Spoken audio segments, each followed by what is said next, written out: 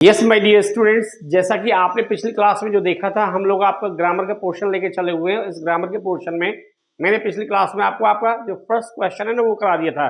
That means question number 10 जो है आपका करा दिया था। क्वेश्चन नंबर 11 जो आपका आएगा वो उसमें आपसे टेंसेस के बारे में पूछा जाएगा।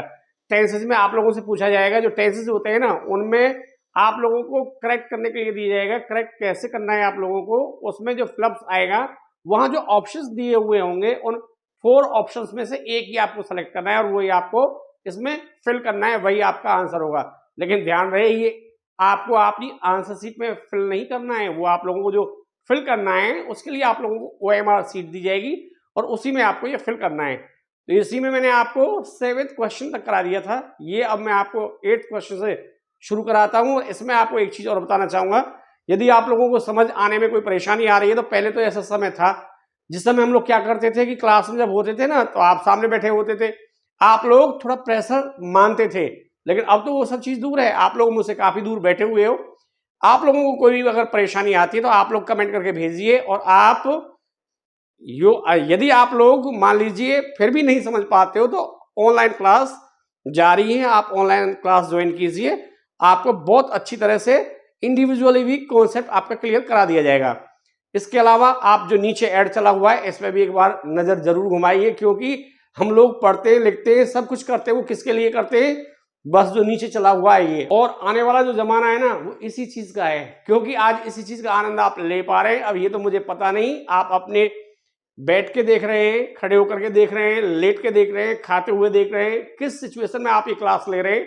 तो देखिए क्लेरिटी आप लोगों को मिल चुकी है। आइए नेक्स्ट शुरू करते हैं। इसमें देखते हैं हम लोग, जैसा कि हमारा ये क्वेश्चन नंबर 8 दिया हुआ है, इसमें ये पूछ रहा है according to the prevailing rate 2 dozen ... ₹100। कोई भी चीज है तो मान लीजिए वो जो चीज है उसकी कॉस्ट बता रहा है कि 2 डजन जो है ना वो 100 में है। अब यहाँ आपको जो वर्ब है वो तो आपको कोई टेंशन लेनी नहीं है, क्योंकि वो आपको ऑलरेडी आपके ऑप्शंस में मिलेगी। अब ऑप्शंस में मिलेगी, यहाँ भी देखते हैं। यहाँ हमारा ये पहला क्या है, ए में है हमारा कॉस्ट, दूसरे में क्या है कॉस्टिंग। यहां ना एक्चुअली एक जगह दोनों जगह कॉस्ट हो गया है, ये आ गया कॉस्ट।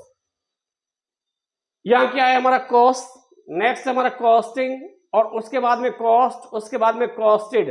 तो अब आप लोगों को ये देखना है कि जब हम किसी फैक्ट के बारे में बात करते हैं, पहले हम यही ले लेते हैं कि टेंस पे हम कैसे पहुंचे, ये कौन सा है, प्रेजेंट है पास्ट है, क्योंकि उसमें पास्ट की भी वर्ब दे रखी है और प्रेजेंट की भी दे रखी है। तो यही आपका फर्स्ट ऑप्शन है। पहले आप टेंस क्लियर करेंगे, टेंस कैसे क्लियर करेंगे उसमें देखेंगे आप लोग। आपको ना कॉस्टेड भी दिया हुआ है, कॉस्ट भी दिया हुआ है। तो कॉस्टेड तो आप लोगों ने कहीं याद किया है तो बात अलग है, अदरवाइज इसकी जो फॉर्म है वो कॉस्ट ही होती है।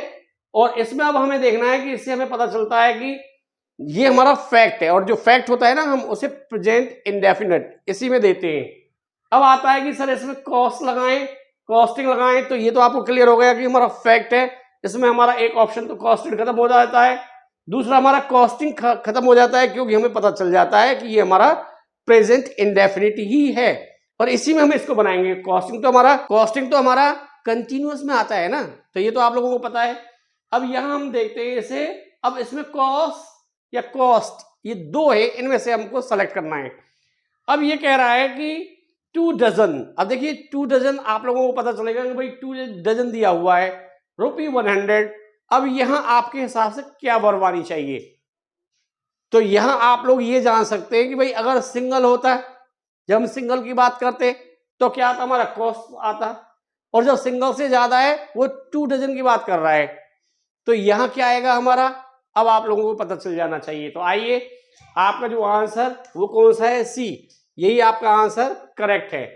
नेक्स्ट ले लेते हैं हम, the wiser leader and politician assassinated. तो असैसिनेटेड देखिए ये तो इसमें ना बड़े गजब की बात है, आप लोग थोड़ा सा नोट करें, इस पेज पे थोड़ा सा ध्यान दें। अगर आपको पढ़ने में प्रॉब्लम है तो वो भी आप लिख के भेजें, मैं आपको ना रीडिंग भी सिखा सकता हूँ। रीडिंग राइटिंग आपकी लेट कोई भी पार्ट है आपका सभी क्लियर कराया जाएगा। आप लोगों को सिर्फ क्या करना है, चैनल को सब्सक्राइब करना है और अपने फ्रेंड्स के साथ शेयर करना है। जब आप लोगों का ग्रुप बढ़ेगा तो हम आपको लाइव आकर के भी आपकी क्लास देंगे और आपका कॉन्सेप्ट क्लियर कराएंगे। तो अभी हम यहीं से शुरू करते हैं। आइए जो हमारा सेकंड है, दैट मीन्स जो 9th क्वेश्चन है वो क्या है, wiser leader and politician dot dot dot assassinated. तो अब आता है ये आर आएगा, हैज बीन आएगा, हैव बीन आएगा, हैव हैड बीन आएगा। तो देखो सबसे पहले तो आपको ना एक ऐसा ऑप्शन एलिमिनेट करना है, दैट मीन्स आपको ऐसे ऑप्शन को निकाल देना है। अब कह रहा है हैव हैड बीन, अब हैव हैड बीन ये तो कोई सिस्टम बैठता ही नहीं है, ये तो गया काम से। अब आता है हैव बीन, तो हैव बीन के लिए अब हमें क्या करना है, हमें ये देखना है कि the wiser leader and politician, ये दो हैं, दो की बात कर रहे हैं, एक की बात कर रहे हैं।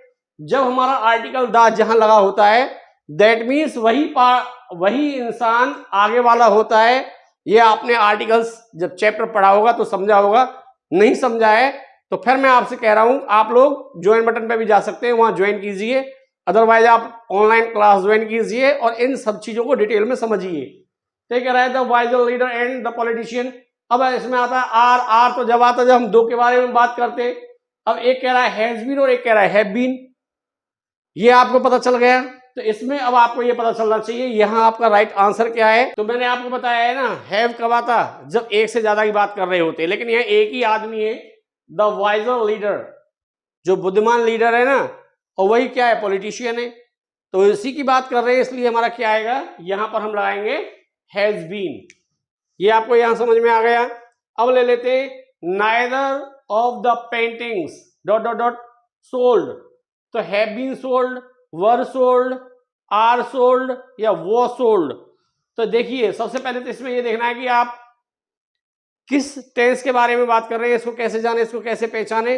तो ये कह रहा है जो एक सिचुएशन है ना भाई, दोनों में से कोई सी भी पेंटिंग्स जो थी ना वो नहीं बिकी, दैट मीन्स वो सेल नहीं की गई। तो की गई पास्ट की बात कर रहे हैं। इसमें आप लोगों को ये देखना है, पास्ट में जब हम देखते हैं जाते हैं तो ये तो हैव का हमारा ऑप्शन बिल्कुल खत्म हो जाता है और एक हमारा आर का खत्म हो जाता है। अब बात रह जाती है हमारी वर और वॉज, इन दोनों में से हम कौन सा यूज करें। तो उसके लिए आप लोगों को ये पता होना चाहिए, जब दो में से कोई भी ना हो, जब दोनों में से कोई भी ना हो, जब केवल हम दो के बारे में बात करते हैं ना, तभी यहां आपको नाइदर मिलता है। और इसमें हम क्या करते हैं, दोनों में से कोई सी भी नहीं बेची गई, इसका मतलब क्या हुआ, दोनों में से एक भी नहीं, तो सिंगुलर ही तो रहा। इसलिए अब आपको पता चलना चाहिए आपका आंसर क्या होना चाहिए, आपका आंसर आएगा वॉज। अब ये कह रहा है सीता और हर ब्रदर्स टू बी ब्लेम्ड। अब यहां आपको देखना है कि भाई आप इसमें प्रेजेंट टेंस देखें या पास्ट देखें। तो प्रेजेंट और पास्ट टेंस को पहचानने के लिए क्या देखें, अब ये ना इस समय की बात कर रहा है, सीता और हर ब्रदर्स टू बी ब्लेम्ड। तो इसमें जब ये इस समय की बात कर रहा है, इसमें अब हमें क्या देखना है, सीता तो है ही है और क्या है, और उसके ब्रदर्स और हैं, तो एक से हो गए ज्यादा। जब ये एक से ज्यादा हो गए तो इस तो ऑप्शन खत्म है, इधर वॉज ऑप्शन खत्म है, और इधर क्या है हमारा हैज, ये भी सिंगुलर वर्ब है, ये भी ऑप्शन खत्म है। अब आप लोगों को पता चलना चाहिए इसमें क्या आएगा, आर टू बी ब्लेम्ड। अब नेक्स्ट ले लेते हैं, ये कह रहा है the chief guest with his wife. अब यहां ना देखिए कोमा से जब ये अलग किया हुआ है, इसका मतलब यह है केस इन अपोजिशन में हमने इसको यूज किया है। ये यदि आपको अभी समझ में नहीं आता है तो कोई बात नहीं, आगे की जब हम क्लासेस और बढ़ाएंगे आप लोगों को इन चीजों को और ढंग से क्लियर कराएंगे। तो इसमें आता है जैसे कि has left, are leaving, have left और केवल लेफ्ट। तो देखिए जैसे हैज लेफ्ट बोला हमने, the chief guest with his wife. अब ये कह रहा है कि भाई ये तो एक कंटिन्यूटी नहीं दिखा रहा है, ये क्या दिखा रहा है, एक्शन एक पूरा होना दिखा रहा है। अब आप लोग सोचेंगे सर आपने तो ये देख लिया और आप लोग तो जो करा रहे हो सॉल्व्ड है वो करा रहे हो, तो आप तो हर तरह से बता ही देंगे। इन चीजों को हम जब टेंसेस को समझते हैं ना, तभी हमें ये चीज समझ में आती है सिचुएशन को कैसे देखें। जिस समय हम पढ़ रहे होते हैं उस समय जो हमारी सिचुएशन होती है उसी के आधार पर ही हम टेंस डिसाइड करते हैं कि यहाँ हम कौन सा टेंस यूज करेंगे। ये एक अलग बात है कि जब पढ़ाते पढ़ाते लोगों को अभ्यास हो जाता है तो हम जैसे जो लोग हैं, जो गुरु हैं हमारे, उन्हें इन चीजों का पता लगने लगता है कि भाई इसमें क्या सिचुएशन और कौन सा टेंस यूज होगा। और आप बच्चे होते हो, आप उस सिचुएशन को फ्रेम नहीं कर पाते हो, माइंड में नहीं कर पाते हो। इसके लिए मैंने पिछले क्लास में भी आप लोगों को बताया, यहाँ फिर बता रहा हूँ, यदि आपको टेंस में कोई प्रॉब्लम है तो आप लोग जाकर के learn English with JP sir, वहां हमने एक वीडियो डाली हुई है 50 मिनट्स में सीखो टेंस, दूर करो अपना सस्पेंस। वहां आप टेंसेस की वीडियो को देख सकते हैं जाकर के और आप आसानी से इनको कर सकते हैं। अब आता है फिर वही चीज आ जाती है कि sir the chief guest with his wife, इसमें क्या आएगा, तो इसमें ये अकेले चीफ गेस्ट की बात कर रहा है, विद हिज वाइफ ये क्या है, ये हमारा केस इन अपोजिशन में है और यहाँ हमने इस फ्रेज को यूज किया है। इसमें जो हमारा मेन सब्जेक्ट है ना वो द चीफ गेस्ट यही है। तो अब इसके हिसाब से आप लोग लगा सकते हैं, बता सकते हैं चीफ गेस्ट अकेला है तो हैव लेफ्ट तो आएगा ही नहीं, और ये प्रेजेंट की बात कर रहा है तो लेफ्ट भी नहीं आएगा। अब आ रहा है ये कि कंटिन्यूटी में नहीं दिखा रहा है, कंप्लीट एक्शन की बात कर रहा है, तो इसके लिए यहाँ क्या यूज करेंगे, हैज लेफ्ट। अब नेक्स्ट है जो आपका 13 क्वेश्चन, ये कह रहा है the news not updated timely. तो न्यूज है ना, ये आपका करेक्शन में भी आता है और एक कॉम्पिटिटिव एग्जाम में भी आता है, वहां भी यही आते हैं, ऐसे ही आते हैं, अलग नहीं आते हैं। लेकिन आप लोग अभी 10th क्लास के हो, बहुत जल्दी से आप 11th में आइए, फिर 12th में आइए, उसके बाद आप लोग भी एलिजिबल हो जाते हो कॉम्पिटिटिव एग्जाम में अपियर होने के लिए, वहां आप लोगों को ये सभी चीजें काम आएंगी। तो न्यूज जो होता है ना, इसको सिंगुलर काउंट किया जाता है, और जब सिंगुलर काउंट किया जाता है तो आपको पता है वर्ब बिल्कुल आएगा ही नहीं, है बिल्कुल नहीं आएगा, और सिंगुलर वर्ब तो इसमें एक ही दे रखी है, वो क्या है हमारी इज। तो ऑप्शन सी ये आपका बिल्कुल करेक्ट है। नेक्स्ट ले लेते हैं, back in my native place I smartphone. जब मैं अपने नेटिव प्लेस में आया उस समय मेरे पास क्या नहीं था, एक स्मार्टफोन नहीं था। दैट मीन्स आपने स्मार्टफोन आपके पास नहीं था, आपका पोजेशन नहीं था। इसमें अब हम देखते हैं भाई डू नॉट तो पास्ट की बात कर रहा है, डू नॉट हैव तो आएगा ही नहीं। डिड नॉट हैड तो ये तो कोई तुकी नहीं लगती, क्यों, डिड भी पास्ट टेंस फॉर्म है, हैड भी पास्ट टेंस फॉर्म है, यहां भी नहीं आएगा।